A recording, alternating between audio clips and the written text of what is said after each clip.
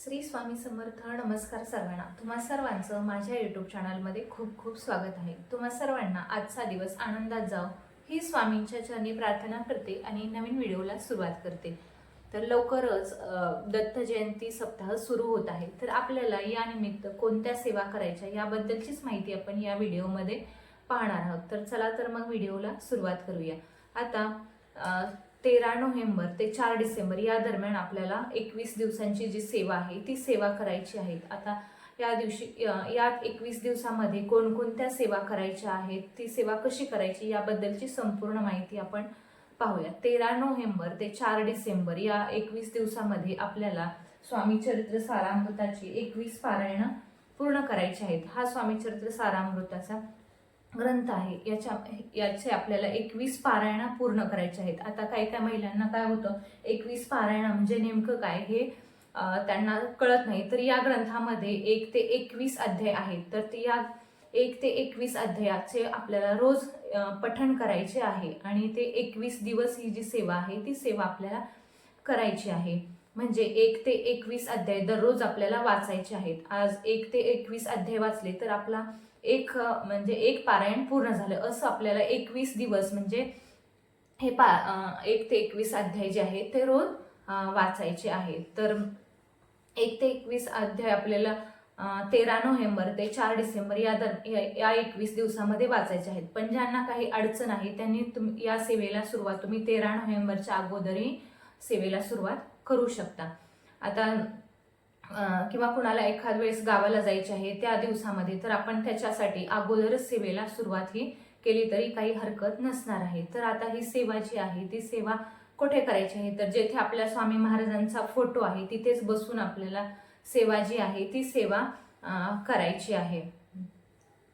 आता सेवा करायच्या अगोदर आपल्याला काय करायचं आहे, तर सेवा करायच्या अगोदर सुरुवातीला आपल्याला तो संकल्प करायचा आहे. आता संकल्प कसा करायचा, तर उजव्या हातामध्ये आपल्याला अक्षता घ्यायच्या आहेत, एक फूल घ्यायचं आहे, हळदी कुंकू व्हायचं आहे आणि 1 चमचा पाणी सोडायचं आहे आणि आपलं नाव सांगून गोत्र सांगायचं आहे आणि मी या इच्छेसाठी म्हणजे सेवा करत आहे तर ती तुम्ही निर्विघ्नपणे सेवा पार पडून घ्या असं बोलायचं आहे आणि ते पाणी तामणामध्ये सोडायचं आहे. अशा प्रकारे आपल्याला संकल्प करून आपली इच्छा जी आहे ती बोलून आपल्याला सेवेला सुरुवात करायची आहे. तर आता काय करायचं आहे, संकल्प करताना आपल्याला अखंड शब्द बोलायचा नाही, कारण एखाद दिवशी आपण सेवा करू शकत नाही. काही कारणास्तव आता लहान मूल आहे किंवा घरी कोणी पाहुणे आले किंवा आपल्याला लग्नासाठी बाहेर जायचं आहे तर त्या एखाद दिवशी आपण सेवा नाही करू शकलो तरी त्यासाठी आपल्याला अखंड शब्द हा जो आहे तो अखंड शब्द वापरायचा नाही. म्हणजे फक्त महाराजांना बोलायचं आहे की मी सेवा जी आहे या 21 दिवसामध्ये करणार आहे ती तुम्ही सेवा पूर्ण करून घ्या, एवढंच बोलायचं आहे. अखंड शब्द म्हणलं की आपल्याला कुठलाही दिवस म्हणजे स्किप करता ही सेवा करावी लागणार आहे. पण असं होऊ शकतं कधी कधी काही कारणास्तव आपण ती सेवा एखाद दिवशी करायला जमणार नाही, तर त्यासाठी आपल्याला अखंड शब्द संकल्प करताना अखंड शब्द हा जो आहे तो वापरायचा नाही. तर आता तुम्हाला समजलं असेल 21 पारायण म्हणजे कशी करायची आहे. 13 नोव्हेंबर ते 4 डिसेंबर या दरम्यान आपल्याला 21 पारायण स्वामी चरित्र सारामृताचे करायचे आहेत. त्याच्यानंतर 11 माळी जप करायचा आहे. श्री स्वामी समर्थ असा 11 माळी जप करायचा आहे. म्हणजे एका माळेमध्ये 108 मणी असतात, तर तसं आपल्याला 108 वेळा म्हणजे 108च्या अशा 11 माळी जप जो आहे तो करायचा आहे आणि 11 वेळा तारक मंत्र जो आहे तो आपल्याला तारक मंत्र बोलायचं आहे. पण आता सगळ्यांनाच या सगळ्या तिन्ही सेवा शक्य होतील असं नाही. ज्यांना फक्त स्वामी चरित्र सारामृत ही सेवा करायची आहे त्यांनी फक्त स्वामी चरित्र सारामृताची 21 पारायण पूर्ण केली तरीही चालेल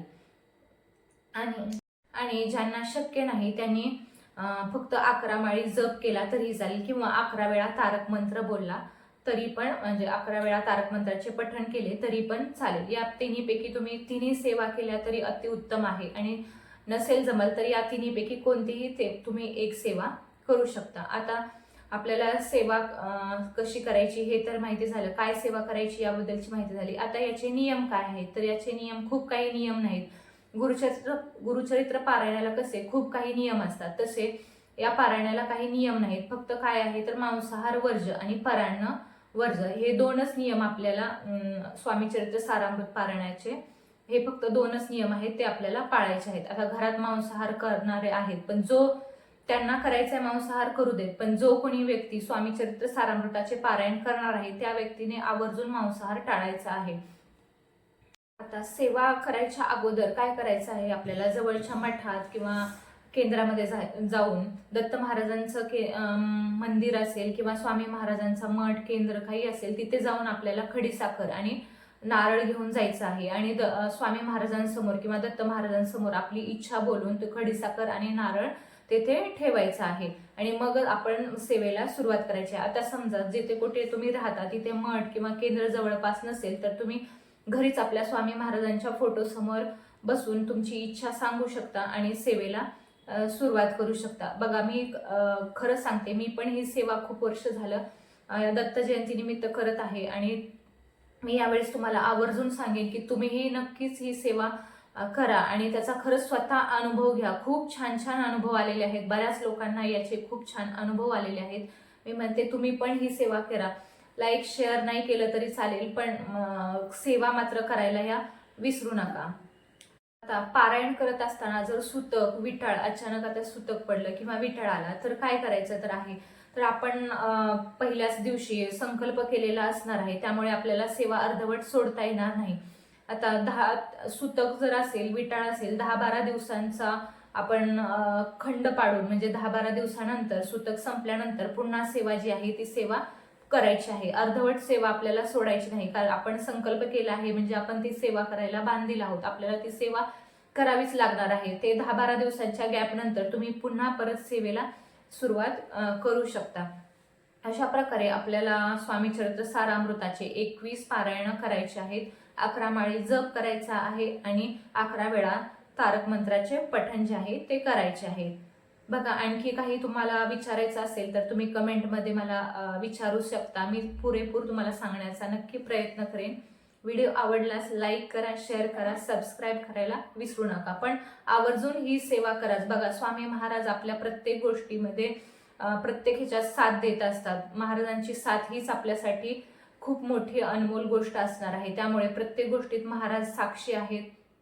त्यामुळे आणि या ज्या दत्त जयंती सप्ताहामध्ये खूप सात्विक लहरी जागृत झालेल्या असतात, त्यामुळे या दिवसामध्ये आपण असं सेवा करायचं म्हणलो तरी आपल्याला या सेवा करायला जमत नाही, पण या दिवसामध्ये आवर्जून सेवा करावी. सात्विक लहरी ह्या जागृत असतात, त्यामुळे आपली सेवा जी लवकरच म्हणजे स्वामी महाराजांपर्यंत पोहोचते असं म्हणतात. त्यामुळे या दिवसामध्ये आवर्जून सेवा करा.